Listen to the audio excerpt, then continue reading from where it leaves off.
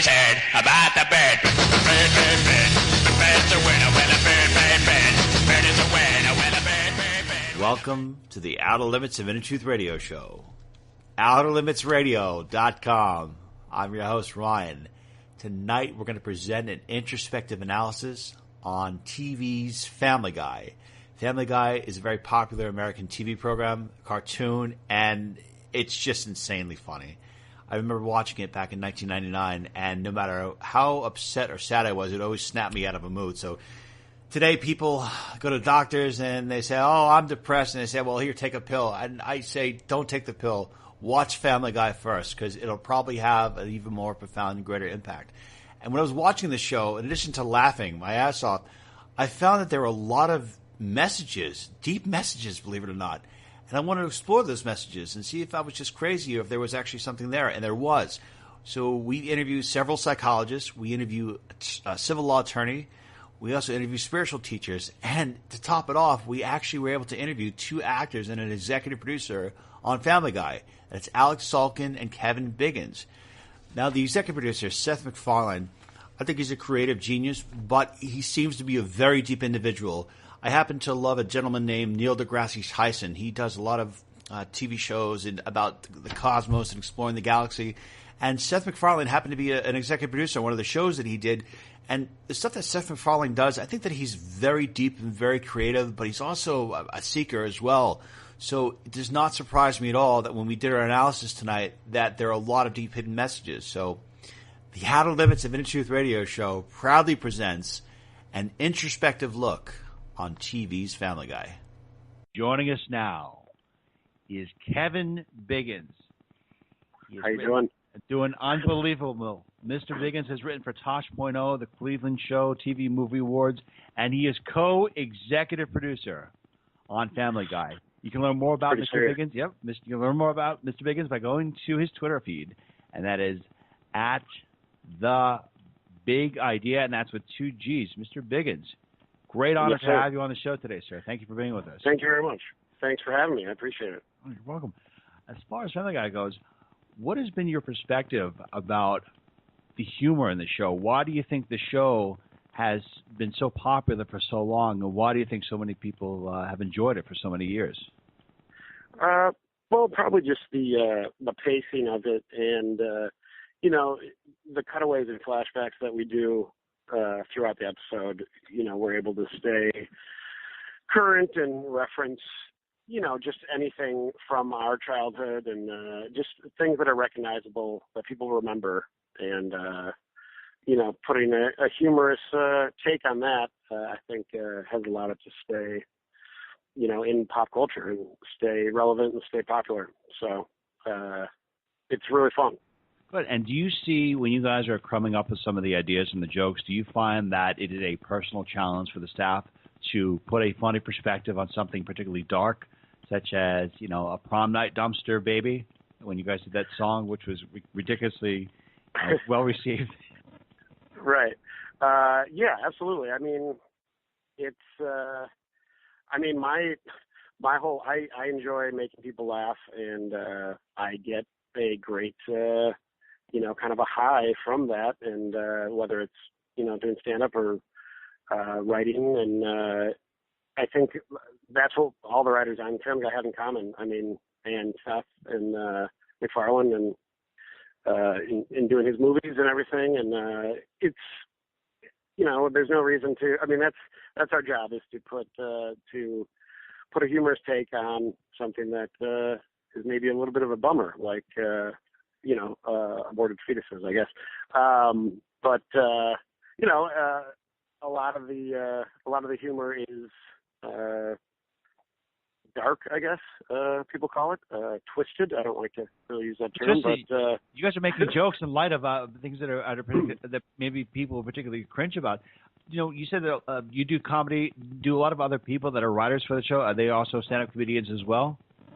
Yeah, a lot of people, if they're not doing it now, they've done it in the past. So there are, I'd say about half the people come from a stand-up background from at one point or another in their careers. So, the stand-up that's kind of the most pure form of comedy, I think, because you're just up there by yourself and you know, putting your thoughts out there and hoping to get a laugh. And you know, if you don't, then you just you go back and you hate yourself for a little bit and you try to do better. But just yeah, I mean, it's there's enough I guess bummers, if you will, going on every day in life, and if we can make people laugh about some of those things, well, you know, I think that's a positive thing. And if people don't like the humor, they're you know, it's up to them to not watch it. They don't have to watch it. So, are there other positive themes that you see that are regular threads throughout the show that people can look at and say, well, you know, there's actually a lot of goodness to what these characters do? No. Oh. No, I'm just kidding. Yeah, I mean, there's the stories, you know, if you pay attention to the actual stories that happen during the episodes, I mean, it's usually about family and friendship and, you know, love between a husband and wife. You know, Peter, no matter what he does, will come back, and he and Lois have a good relationship. And, you know, if he is a little, I don't know, rude or misogynistic at times, he'll come back and he'll apologize. And, you know, so it is, for as nasty as some of the humor is, I think there's definitely some positive kind of life lessons, if you can find them, and, you know, take those with you. But yeah, there's, you know, I would say family and friendships and you know, some people need to be made fun of. So I think that's positive. Kevin, in your experience working at Family Guy, what have been some of the moments that you guys have worked on the show where, you know, you guys have been laughing so hard, like you consider to be some of the funniest moments or funniest show parts that you guys have ever created, you think? Well, I mean, there's a ton. I think that's part of why I love the job is that there's pretty much a moment every day where you laugh very, very hard with a group of other individuals. One of the ones recently that really had people, you know, cracking up was, and it just aired, was the secret level in Donkey Kong, where Mario beats the level and then goes up and discovers that Donkey Kong has, you know, just murdered the princess and like put her in a barrel and rolled her off to the side. And then Mario is now involved, and he helps them. And then they're just kind of sitting there, and there's an awkward moment about they have to come up with a lie about what they were doing, kind of an alibi, and they decide to say, you know, we went to the movies, and then there's I think they first say they're going to go see Ordinary People, but then it's kind of complicated, so they say, we'll say we were at Stripes. And then they're like, yeah, that's a good one. And then they say, you know, I'd go see Stripes right now. And it's all done in the old 8-bit animation of the Donkey Kong game. And, you know, everyone was just like, that's just one of those things where you hear even the sound effects make you laugh because you remember playing that game. And, you know, that's what's fun, is the ability to see those kind of things, like a video game played out in you know, in something that you'd never see when you're playing. So that I remember in particular was just one that people were laughing throughout. Even though you're out there making fun of everyone, it's all inclusive of the people they make fun of. I'm curious to know, is that are you and some of the other people on the show, are you guys particularly part of any organized religion? Are some people on the show spiritual? I'm curious to know. Yeah. Yeah, we're all Jewish. No. There is. You know, people, I don't know, I feel like it's not cool, I don't know, and I'm doing air quotes now that you can't see, to be into religion or be religious right now, which, you know, I was raised Catholic, and, you know, I went to Catholic grammar school, and so I definitely had religion as part of my life. I don't practice the traditional Catholicism that much anymore. And I think a lot of people on the show probably fall into that category of, like, you know, they were raised religious and now they're kind of non-practicing. But, you know, there's a few, you know, atheists and things like that. And there's a good mix. But I think it is a shame that, you know, what seems to have happened in this country is, like, if you're into religion, then you're automatically deemed like an idiot, or, you know, and I think that's wrong. I think, you know, personally, I don't care. I don't like missionaries. I don't like people that go and tell people or try and convert people, because I don't give a shit. And it's like, don't tell me what to do. I won't tell you what to do. I really don't care what you believe in at all. I feel pretty strongly about that. But, and I think for the most part, there are some people, you know, that go to church on the show, and it's a good, you know, I guess my short answer is yes, and it's a mix of different religions. Sure, and based on whatever your spiritual practice you guys, you or any number of people on the show engage in, I was curious to know if that actually influences some of the jokes that are out there. And I'm curious to know if, like, you guys do some jokes and you have people that are deeply religious, like, oh my God, you know, I have to go to confession and I've got to confess.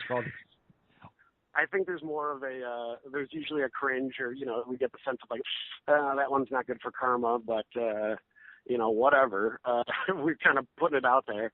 But yeah, there has been some jokes that certain actors and writers have been opposed to, and they're like, I'm not going to read that line. You know, if it's something to do with, I think most of them have been on our more religious episodes about Jesus and things like that. Some guys are just like, you know what, I'm not going to do that one, and we just change the line. You know, if they're really opposed to it, Seth is usually, you know, he'll ask them a couple times, but you know, if they're like, no, absolutely not, you know, I think Seth is pretty good about just saying like, okay, you know what, well, we can find a different joke that is acceptable for you. But I don't know if people are going to confession. I know I'm not. I might knock on wood or do some superstitious thing that I think will wipe my slate clean, but that's what I do. I don't know if it works or not, but I'm still here. You're still here, and you guys are still creating one of the number one top-rated TV shows. When you guys are making these shows, and you're coming up with these ideas, and you're moving forward and building more of these episodes, do you feel that you are doing more positive impact on humanity than negative? Do you feel that more people who see Family Guy react in a more positive, more fashionable, positive way than consider like negative? I think so. I think the proof is that it's still on TV and it's still popular, and that, you know, you asked me to do a podcast. Like, if it was all negative, you know, there would be, you know, there's backlash here and there, but at its core, I think it's about humor and comedy and laughing at yourself and laughing at, you know, situations that happen in life and embarrassing moments and awkward moments that, you know, it's like that are relatable to everyone, and it's in that way I think it is good overpowers the bad. So, you know, we're on Luke Skywalker's side. But so yeah, you know, it is it's tough, and there's definitely a line that, you know, we kind of stay pretty close to, and that's why we have censors to tell us let's not do this one. And for the most part, you know, we'll kind of compete with them, but we try and push it as far as we can, just because it is. I mean, those are the things that make people laugh, and I think because of that, then that's where the good is. All right, Mr. Kevin Biggins, I want to thank you. We want to thank you so much for providing a great interview, great insight on Family Guy. And to learn more about Mr. Biggins, please go to his Twitter handle, and that's at The Big Idea, and that's with 2 G's. Two G's, that's pretty clever, huh? Yeah, I think it's really clever. Again, Mr. Biggins was a writer for Tosh.0, Cleveland Show, TV Movie Awards, and the co-executive producer of Family Guy. Truly a great pleasure to be with you today, Mr. Biggins. Thank you. Well, thanks a lot. I appreciate it. I hope I wasn't too boring here. Yeah. Oh, I'll spice it up next time. Joining us now is Alex Sulkin, who is a writer-producer on Family Guy. Mr. Sulkin, it is a great pleasure and honor to have you with us today. Thank you for being with us. Oh, thank you so much for having me, Ryan. It's an honor and a pleasure to be on your show. Thank you. Now, when you're writing for the show, there are a lot of jokes out there that people are considered edgy. What would you consider to be some of your favorite jokes and lines from the program?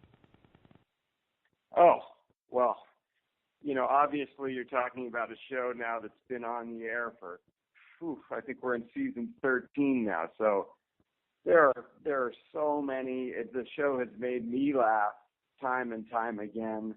But I mean, I would have to say some of my favorites often aren't even particularly lines. They're bits of animation.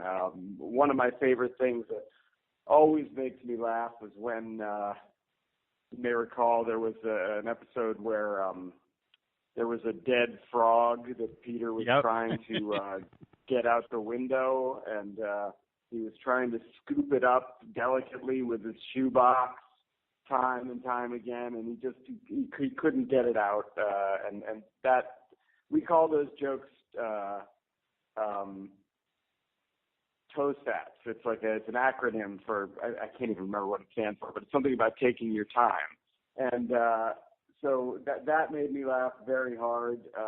There's a joke in the Star Wars episode where they're in the garbage compactor and they find a couch that they decide they want to take out of there, and then there's a whole bit about them trying to take this couch off of the Death Star, which I found hysterical. I mean, the show, that's, you work on some shows out here and they don't make you laugh and you're bringing home a paycheck, and that's fine, but Family Guy has just always made me laugh, and the other writers are so talented.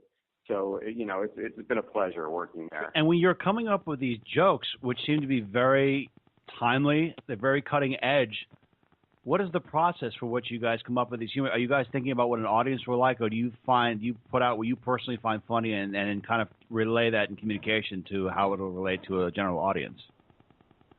Yeah, I think we definitely do the latter. I mean, there are such talented writers over there, and the ultimate goal is just to make each other laugh.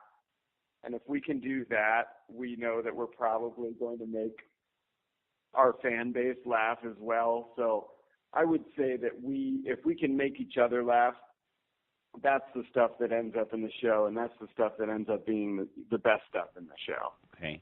And Family Guy has been known to take a lot of humorous approaches to things that are particularly dark. And I was wondering, in your opinion, what particular dark subjects do you think that Family Guy was able to take a look at, take a humorous perspective at, and kind of make them easier or more manageable to perceive and to look at? Well, that's a great question, and I think that Family Guy does do that, and I love that we do that. I think that, we've made allusions to references to 9/11, which is something obviously you don't hear too many jokes about. We famously made a joke that was actually cut by standards. It was about Pat Tillman. I don't know if you've heard this whole story, but it was a very funny scene. Of course, Pat Tillman was the football player who joined the U.S. Army and then was killed by friendly fire over in, I believe, Afghanistan. And so we wrote a scene about that where Peter Griffin was in Pat Tillman's platoon, and the platoon leader kept giving the platoon instructions saying, "Okay, guys, when I give the word, we're going to take that hill, we're going to sweep the enemy bunker, and we're going to capture this city." And every time, all Peter could hear, he says, "Okay, so when you give the word, we're going to shoot Pat Tillman in the head." And say, no. We're not shooting Pat Tillman in the head. We're going to take this bunker, sweep the city, and capture the town. Got it. Shoot Pat Tillman in the head. Go and So it was a really, really funny scene, and ultimately the censors made us take it out. But somehow Pat Tillman's brother got a hold of the scene and saw it, and he loved it. He went out of his way to talk to Seth and say, "I thought that was a great way to do it. It was, hilarious." And so I think that's a really good example of how Family Guy can take something that seems impenetrable, that it's so dark, and make it laughable. There is one episode that I want to bring to your attention, Mr. Sulkin, that I feel that you guys really call me. Okay. There's one episode where I feel that Family Guy was a true champion of liberty, actually really brought something to the public's awareness that we should be concerned about, and that was the instance of police brutality. It was an episode where Peter and the guys, they get off to a different county and they get picked up by the police, and the police keep on putting false charges on them and saying you're doing this and that. And in the end, they turn the tables, and there's a lot of morality, like a big moral message on there for people to be aware of what their rights are. And I was just wondering if there's other episodes where you guys are putting messages in there, like positive moral messages in there, in order to, go with the laughs. Well, I think, and I know exactly what that's talking about. That was a very funny one, and yeah, there at the end when the tables are turned and Joe and everything kind of, they turn the tables on the crooked cops. I think what happens is generally things grow out from what's funny. So we start with what is going to make people laugh. And then if there is a message attached, a positive message, all the better. I remember in particular an episode where we did kind of our take on Alcoholics Anonymous. And, Seth has a very strong view about that. He feels that, AA works for some people, that he just doesn't feel like it's the right thing. He feels like there's a message that can be put out there about, every person is different, and you don't need to adhere to these rigid rules that people, make you chant like you're some kind of robot zombie. It's, you do things in moderation, you find out what your body particularly does, and then you live that way, which I thought that was a very kind of positive and sort of a brave thing to say, because it's kind of hard to come out and say, I think AA is stupid. But I mean, in a way, that's what he was saying. He was saying it works for some people, but not for others. And so, sometimes Seth does go into an episode with a message that he wants to get across. So, it's a mixture of both. We get good laughs, and then, sometimes the message is there as a bonus. And other times there are episodes, obviously, that are just silly for silliness sake, and there's no real message.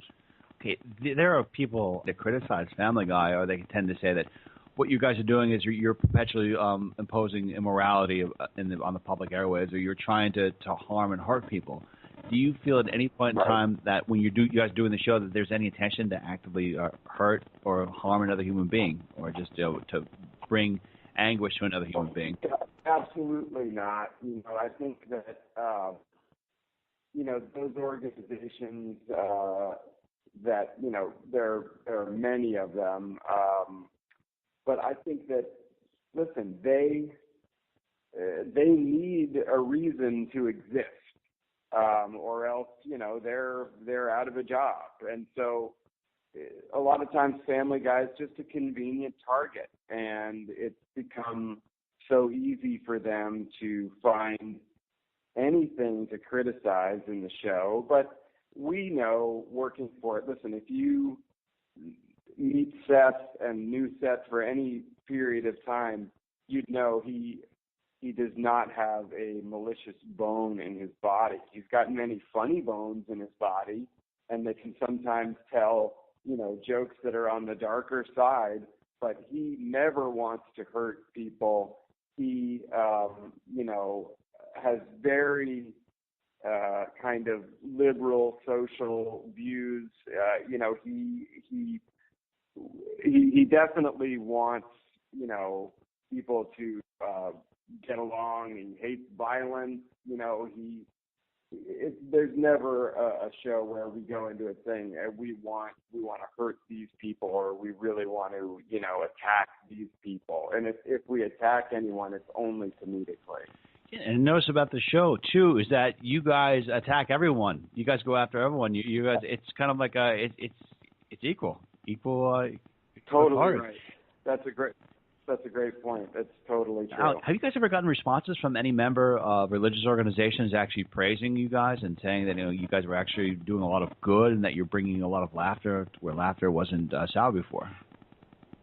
I think we get stuff from individuals a lot of the time that are that way, and sometimes those individuals are affiliated with religious organizations, and they'll go out of their way to praise a certain episode or, you know, a certain joke or a certain character on the show for the way they act or in a certain situation. So yeah, you know, all the time we're getting the other side of it, because I think there are people that recognize that what we're doing at the heart of everything is just trying to make people laugh. And, you know, if you just take a step back and take all of your personal rancor out of it and just objectively look at it as a cartoon show where, you know, people are trying to make other people laugh, then, you know, you have to look at that as a positive thing in the world.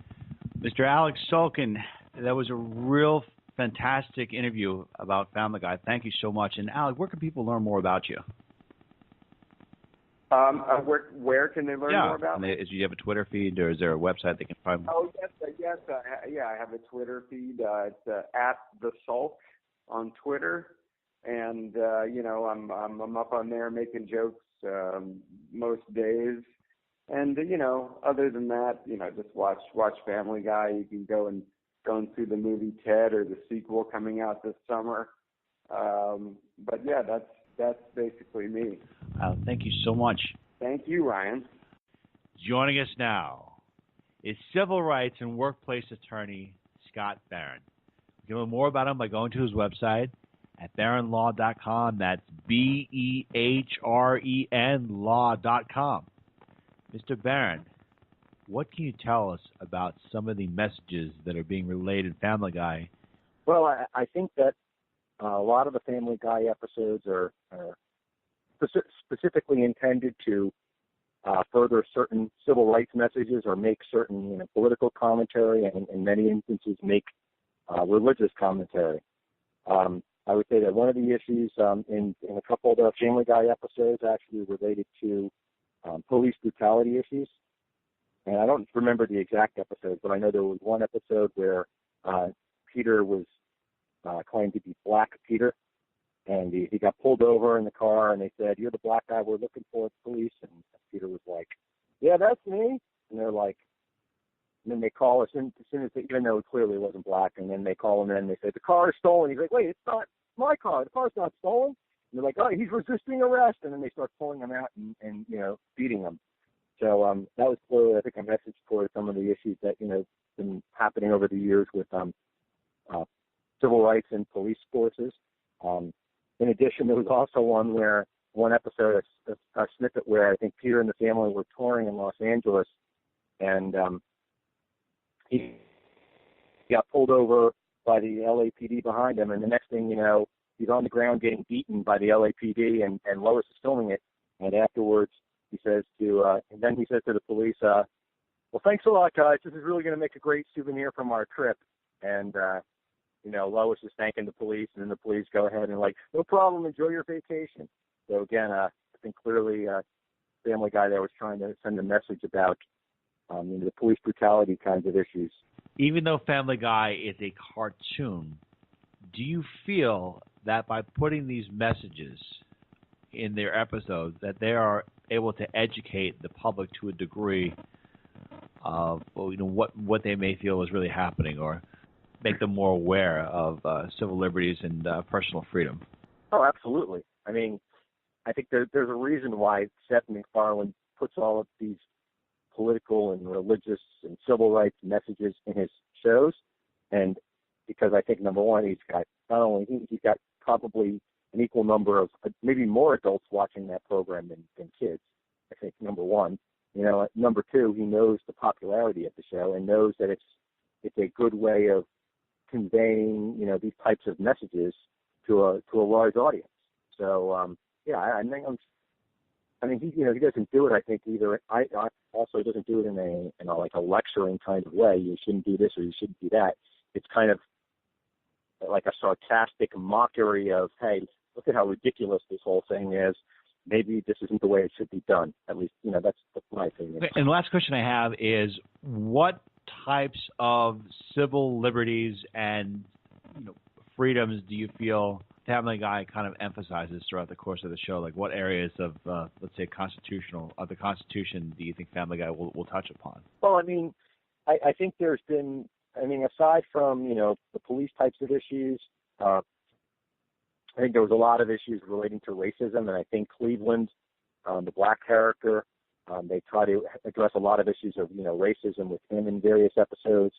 I know there was one instance where they were playing a civil rights Monopoly game, and Peter was saying how, playing with Cleveland, and it was kind of like, can you ever win this game? And Cleveland's like, you can never win, but it can only get a little bit better as time goes on, each time you play. So, I mean, I think that's a big issue. I think racism. I think a big issue is, these civil rights and police. And like I said also, I think Seth MacFarlane is like an acclaimed atheist, a self-proclaimed atheist. So I know he pokes a lot of fun at religion also in the episodes. Civil rights attorney and workplace attorney Scott Barron. Thank you so much for being with us today. We can learn more about Mr. Barron by going to his website at Barron Law. That's BEHREN law.com. Mr. Barron, thank you so much for being with us. Thanks for having me. Joining us now is Mr. Steve Kim, lead columnist for UCNLive.com. Mr. Kim, tell us a little bit about the show Family Guy. I think Family Guy is probably the last vestige of any program where there is no political correctness.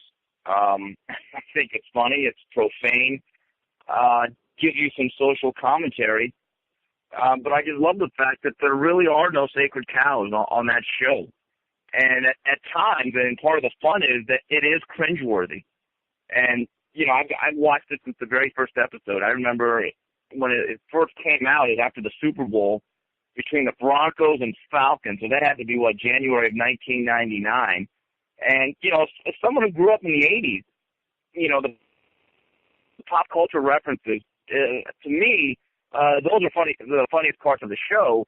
But it really is a look at society in a way, in a sense that they say things that, quite frankly, I don't think anyone else has the guts to say anymore. Okay, but, you're someone in the media, and you see how people are reactive to particular things. So there isn't a day that goes by where there isn't some type of group that says we are offended by this particular language. So how does Family Guy get away with that? How can Family Guy just do what they're doing? And how is a society that seems to be so hypersensitive to certain words or phrases can actually tolerate Family Guy?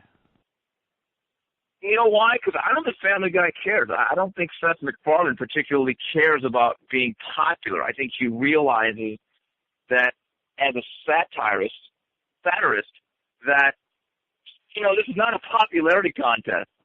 And if he cared about having everyone like him, being the most popular guy in the room, not burning bridges, not alienating people, he wouldn't do this type of program. But I love the fact that it's so unfiltered. And I realize the show's not for everybody, but that's the thing. Family Guy has now carved out a niche where it is expected to be exactly what it is. And the moment that changes, I think the show in itself would lose its appeal. Okay. And are there other TV shows throughout history that you can recall that have actually had an impact on culture where it made them more able to talk about certain issues that were taboo and where it was able to bring people together that maybe weren't, seeing eye to eye on a lot of different things? Well, the show that comes to mind immediately, and this is way back from the 70s and 80s, had to be Archie Bunker's show. Was it All in the Family? I think that show, Carol O'Connor's character probably symbolized a lot of attitudes in America that existed, and it dealt with a lot of issues.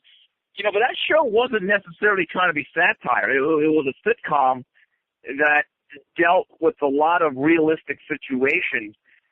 The difference in Family Guy, first of all, it's animated, and it certainly is farcical.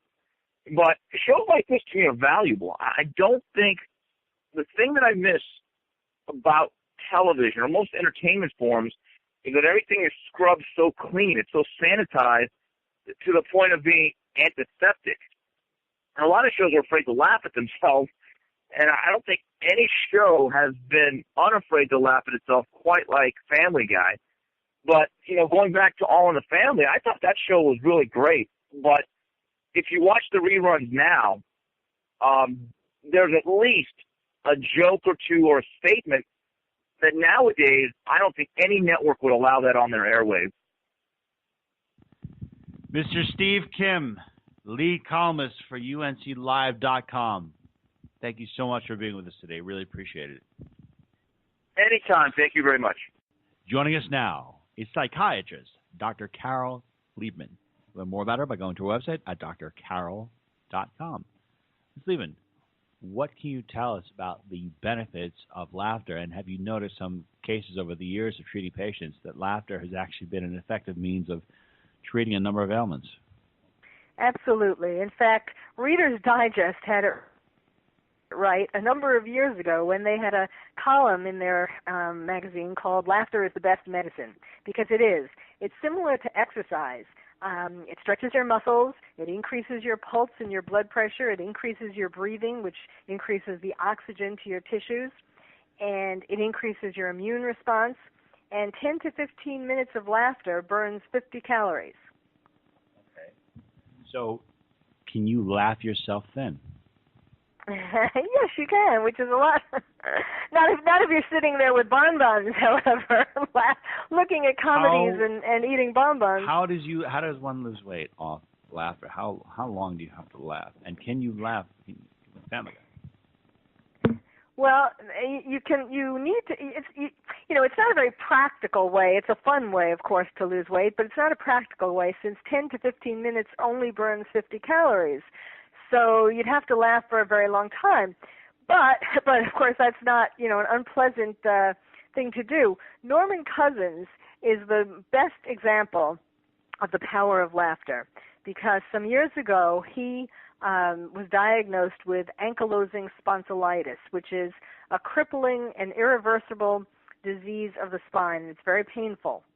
And he decided that rather than go along with, or only go along with, the treatment that the doctors were suggesting, he wanted to do he had his own ideas. And that included things like IV vitamin C and so on.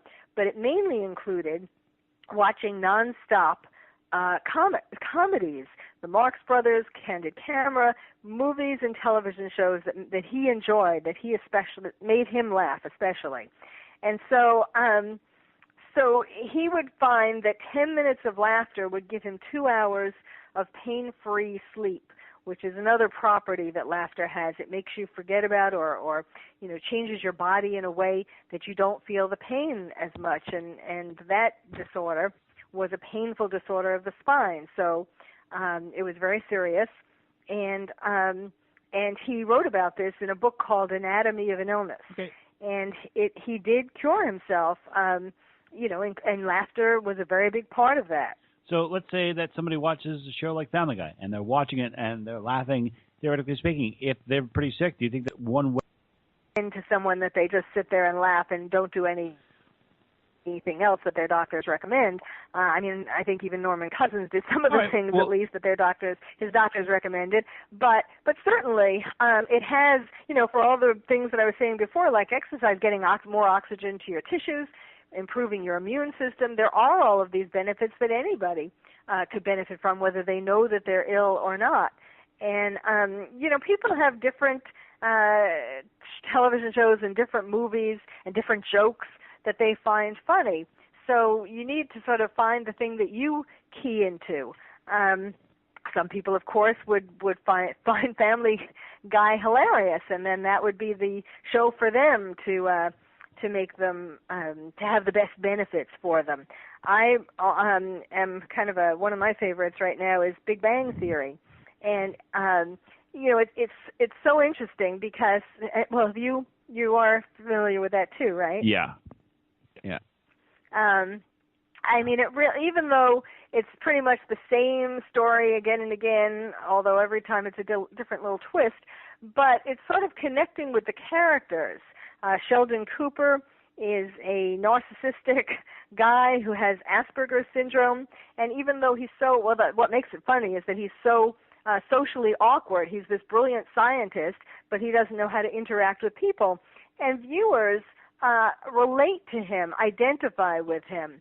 And so all of the mishaps that he gets into because he really doesn't understand. I want to just take back to one thing. If somebody, when it comes to laughter, and then it comes to taking an antidepressant, what are the comparable differences to laughter and antidepressant, and can a person actually get what they need from laughter as opposed to taking an antidepressant? Well, that depends. It depends on what kind of depression the person has.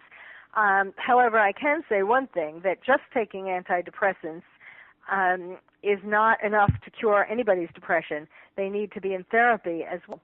So, when someone, so it's not a magic bullet, and you need to really understand your problems.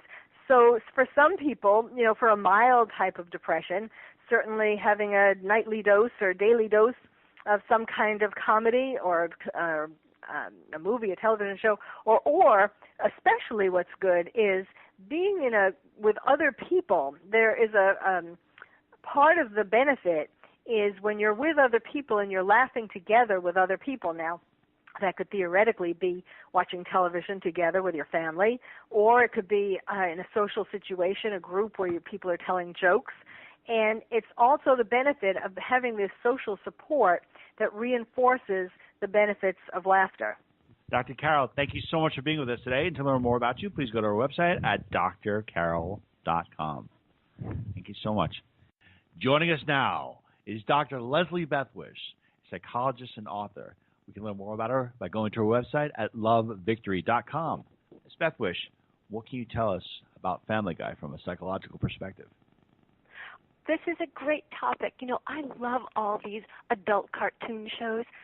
When the Flintstones first came out, people thought it would never make it, but people love these shows. And why? We see ourselves. We get to laugh.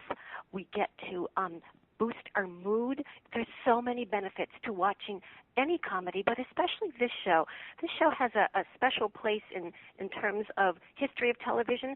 The father, Peter, reminds me so much of Jackie Gleason on The Honeymooners, Ralph Cramden, who was always trying to, better himself, or he always felt left out. He didn't feel that he had, the luck of other people. And there's so many people who can identify with that. And do you feel that the show is loaded with positive sentiments, positive triggers for people to laugh as opposed to less negative ones? Well, one of the things that the Family Guy does is they hit all the main issues that people are thinking of. Well, maybe not all, but a lot of them. You've got drug addiction. You've got an anthropomorphic pet. You've got sexual predators for neighbors. You've got so many things that spark people to think. So when you can combine laughter and thinking, that really helps. And let me stop it for 1 second. Do you feel that there is any age where Family Guy is inappropriate to be watched by? Are there certain age groups where they should not be watching Family Guy? Well, I don't know. I think that's really up to each parent. I know that we watched very carefully what television shows we allowed our daughter to watch. So I think families have to decide what age, because just because a child is, let's say, 14, you don't know what their development is like or what their issues are. So I think families need to use some judgment. Okay. Now, Family Guy is a show that gets attacked by a lot of groups for saying it doesn't present a positive perspective about morality. Do you feel that Family Guy in some ways is a threat to morality or is a contradiction of what true morality is? I would say it's a mixed bag there. I'm guessing that the viewers who watch this understand that their neighbors and Lois's, drug addiction, that those are negative things. They don't look at it as, gee, I think I'll do that. I think it gives them an opportunity in its best form to say themselves, that's not good parenting. I think it creates a forum. And last question I have is, what do you find are some of the positive benefits to laughter? And if people are laughing on a consistent, regular basis, is that something that could ultimately maybe make them escape a depression? or to escape a negative state of mental well-being. Actually, let me start the question over again. And 3, 2, 1. Dr. Leslie Bethwish, if people are in a state of perpetual laughter and they're able to laugh more on a consistent basis, how does that impact their other moods? Laughter is, as they say, amongst the best medicine. Let me tell you briefly what laughing does. First of all, it gives you a sense of social connection. Laughter works best when you're with other people. That's why in early TV and in some of the TV shows now, they have laugh tracks. So it connects you to someone. It makes you able to say, this person and I share a similar worldview. We can laugh at ourselves as we watch something. We can laugh at our own identity with the characters. And you feel that you're sharing some kind of personal irony, personal way of seeing the world. And it's no surprise that one of the things that women list as some of their top things that they want in a relationship is someone with a good sense of humor. Do you feel that if people are getting a reaction to something that is negative, if people feel offended in general, is that an indication that there's something they should focus on within themselves? That is being the act of being offended an internalization rather than an externalization? It can be both. You can watch something and be really upset with it, and it doesn't have to do with your internal conflicts. But yes, watching someone go through negative things and you say to yourself, oh my gosh, those are the kinds of things I say and do. It creates self-awareness. It creates a little bit of humor with yourself, and particularly when you're watching these shows with your partner has a way of turning to you and saying, uh-oh, does that look familiar? And it doesn't start World War III in your relationship. So laughter is so important. It improves your mood.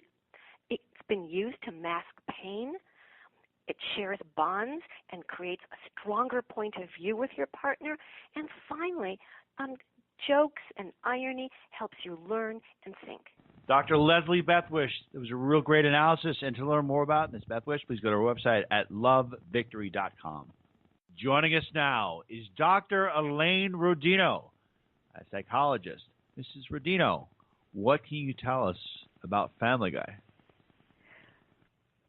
Well, it's a show that is obviously humorous and has a following. And I think it speaks to the fact that followings are significantly different for different types of shows. There are different categories of humor, and I think Family Guy does focus on a more aggressive humor, a more youthful kind of humor. Okay. And do you feel that the Family Guy, if you gauge the show, that what kind of messages are coming through? Are there positive messages? Are there negative messages? Are there messages that are provoking laughter that are done in a positive, peaceful experience? Well, I think all humor is good. I think all humor is healthy. Just the act of laughing is a wonderful thing. However, I think when humor is more in the category of aggressive humor, which is at the expense of others or the expense of certain groups, it's insulting to the groups or to the people. I think that's not exactly the healthiest kind of humor because people are getting hurt. There are people that are getting made fun of are feeling bad, and it's a kind of bullying. But if you have a TV show, isn't it up to the person to choose or not whether they want to engage on it, and are they necessarily being bullied if they're actively making an elective choice to take part in the abuse? Correct. Correct. The characters on the program that are getting poked fun at are getting bullied, and it depends where the line is. I noticed, on Family Guy that not all of the humor goes over the line. It can be funny, without what is over terribly the line? Hurting. What is this line? What is this over the line? I would think the line is if a person would be very hurt by that kind of comment. And it's hurt not, a person can get hurt and a group can get hurt. It can be a certain kind of social group, or whether it's fat people or Latinos or women. So that's where the hurt can come, and it's hurting the image of those groups in the viewers, so that other people feel more okay about being insulting to them. What, in general, is the psychological effect of laughing and laughter? Well, yeah, there's, the research on laughter is actually just beginning to, the study of happiness, study of laughter, but there's, I think, no disagreement that it's a very healthy thing. My work is doing psychotherapy, and with psychotherapy with individuals and couples, and what I find is that people who have some level of sense of humor are usually in a healthier mode. They are not as depressed as those people that have no humor, can't find the humor in their own situation.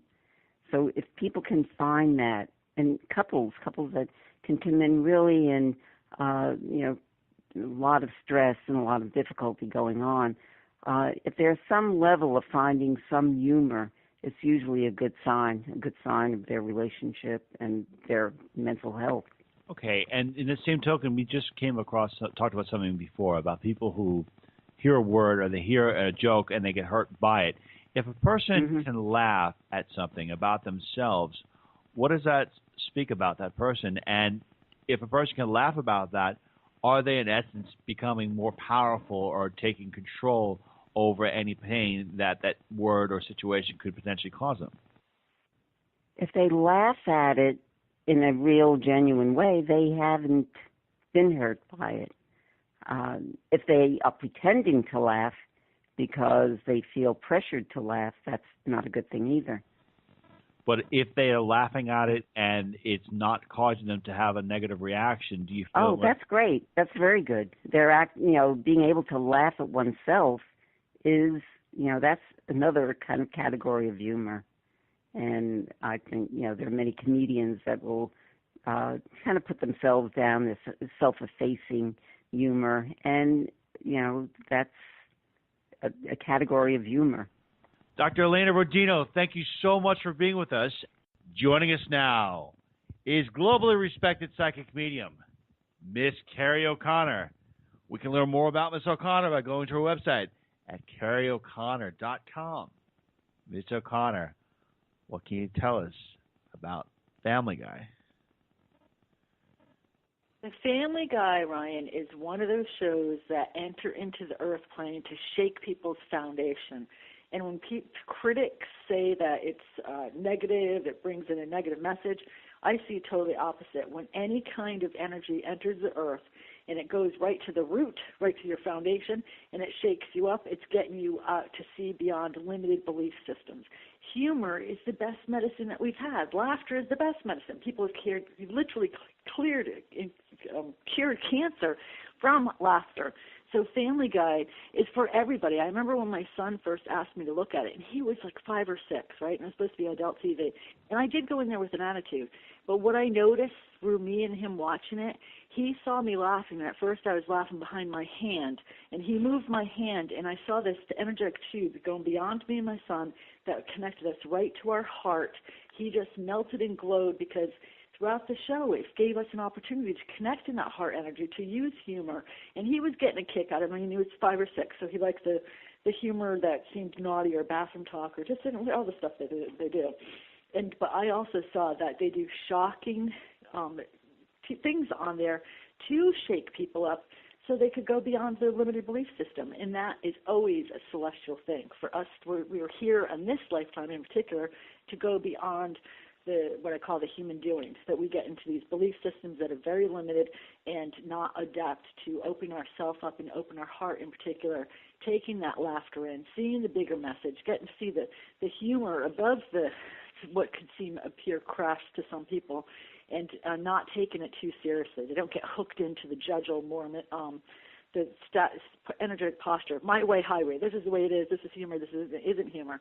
And when you were asking, we were talking earlier about the show. I was pulled to I Love Lucy. In that day and age, a lot of people didn't like that it was a guy that was not American. He had an accent, and that it was a woman that was the star of it. So that was a forerunner show that broke the rules of comedy shows in America, and it laid way for the Family Guy.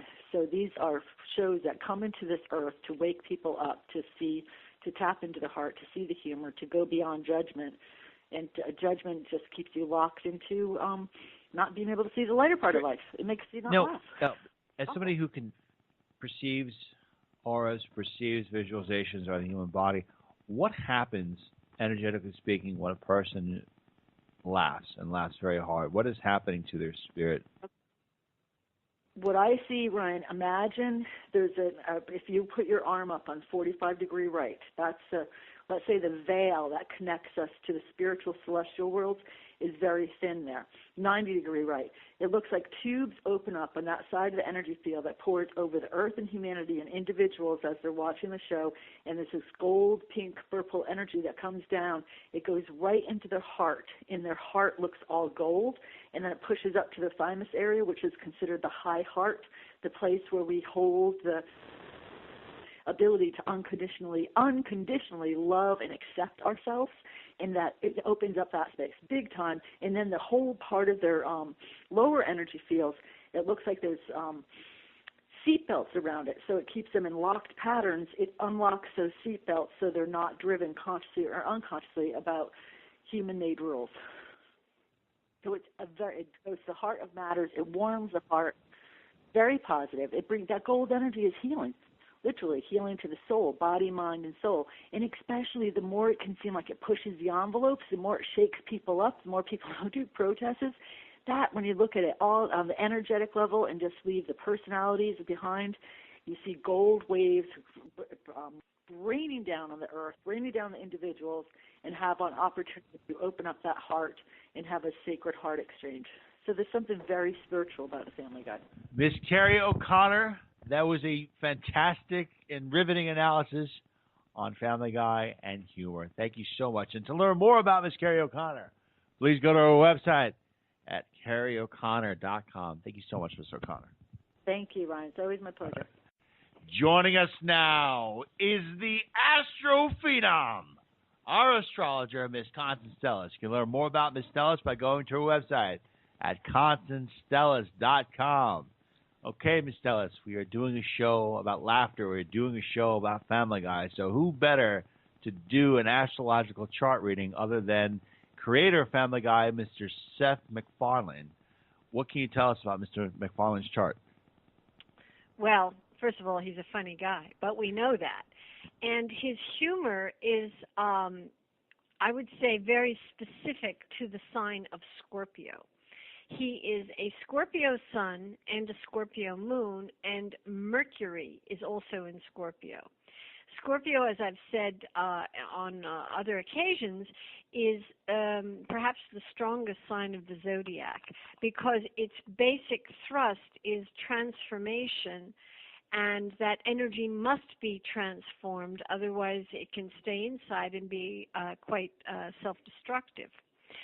So the humor that a Scorpio native has is always to the point, revealing, and has absolutely no compunctions in being black, dark, scatological, or anything that, quote-unquote, polite society wouldn't necessarily condone.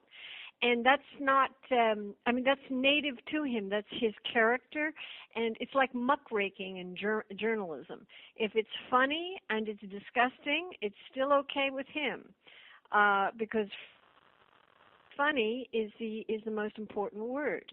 And then we see that it is also very revealing to character, to people, how they are in the inside, or the things that kind of say, oh no, you laugh, but you're kind of embarrassed to laugh, but there's truth there. And this is his slant on life, and I think that for him it's very natural and very part of his character. He has a great feeling nature, a lot of water in his chart. So I'm not sure whether he was an actor per se before Family Guy, but he is a good actor, and he's very good-humored in his life. I mean, lots of kind of charm and eager to move around and do things his own way. I think the other thing is that the zinger that the Scorpio, the Scorpio has that little stinger. So stinger or zinger is very much part of his personality, and if you get on his bad side, you're going to be a target for those zingers. So he also never forgets a grudge. Never forgets a grudge. Oh, wow. Okay.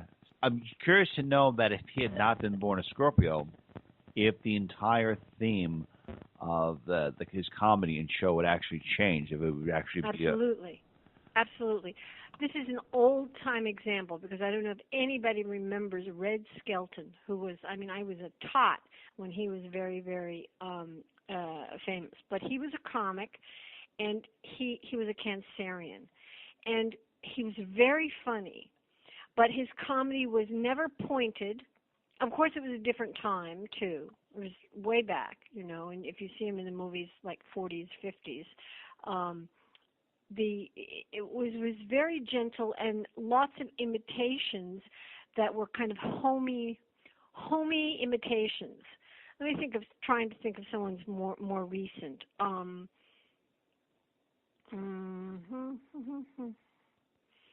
Well, here's an example. Johnny Carson was also a Scorpio.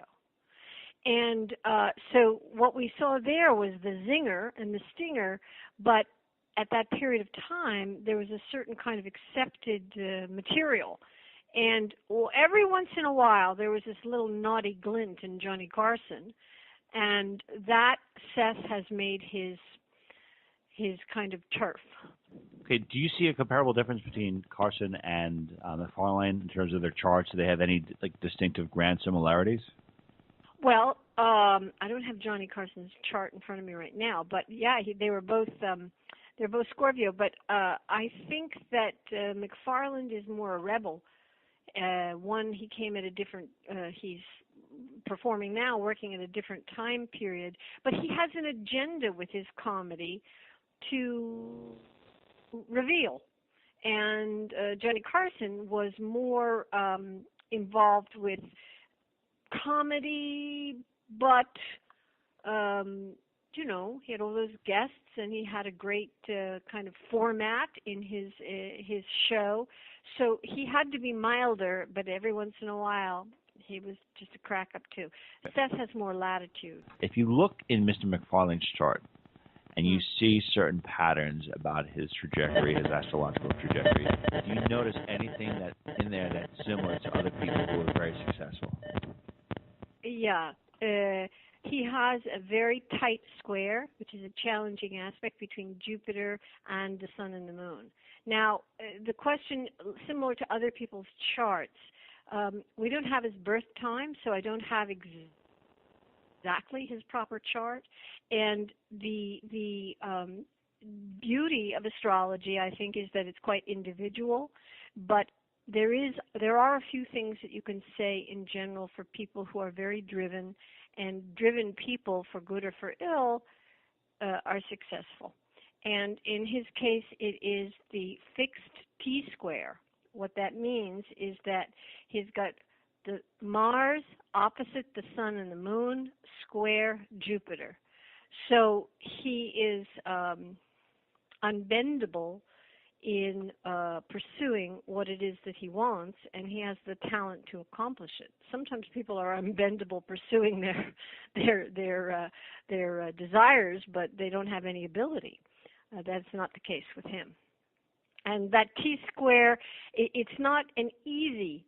It doesn't mean that everything flows, but it means ferocious hard work to move forward.